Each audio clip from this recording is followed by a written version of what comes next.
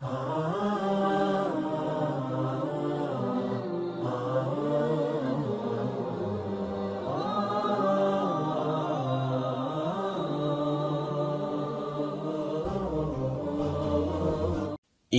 اور مذہب جو ہے وہ دہشت گردی کی طرف لاتا ہے، خودکش بمبار بناتا ہے، لوگوں کو ذبح کرنے پہ آمادہ کرتا ہے، خوف و ہراس پھیلانے کا موجب بنتا ہے۔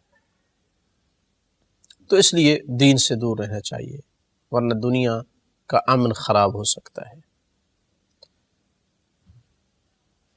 تو اس کا جواب یہ ہے کہ حقیقتاً دہشت گردی دین کی وجہ سے نہیں ہے، دین کے مخالفین نے دہشت گردی کو خلق کیا ہے، پیدا کیا ہے دین کو بدنام کرنے کے لیے۔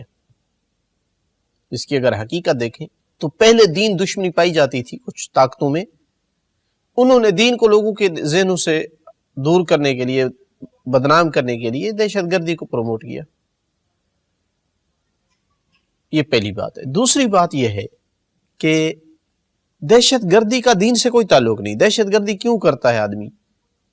دہشت گردی جب انسان تعصب کا شکار ہو جاتا ہے، جب تنگ نظر ہو جاتا ہے، جب اس حالت پہ ہوتا ہے کہ وہ کسی مخالف کو، اپنے نظریے کے مخالف کو برداشت نہیں کر سکتا ہے، اس وقت وہ دہشت گردی پہ آتا ہے۔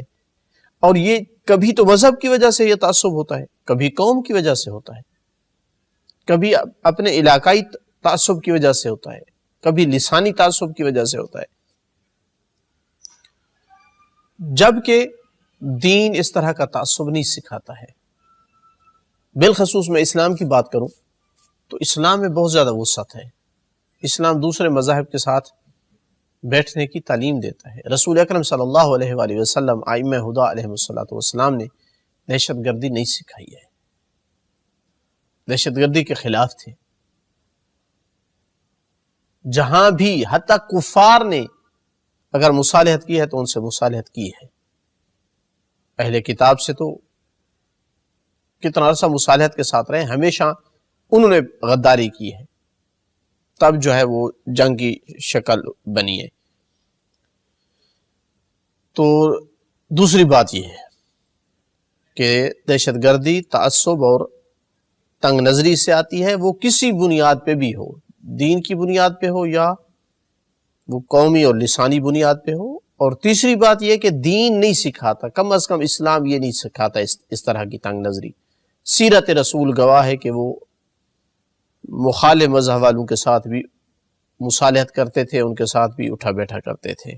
کوئی واقعہ نہیں ملے گا جس میں یہ دہشت گردی اللہ کے رسول نے کروائی ہو، یا قرآن نے اس کا حکم دیا ہو، یا ائمہ علیہم السلام نے۔ چوتھی بات یہ ہے کہ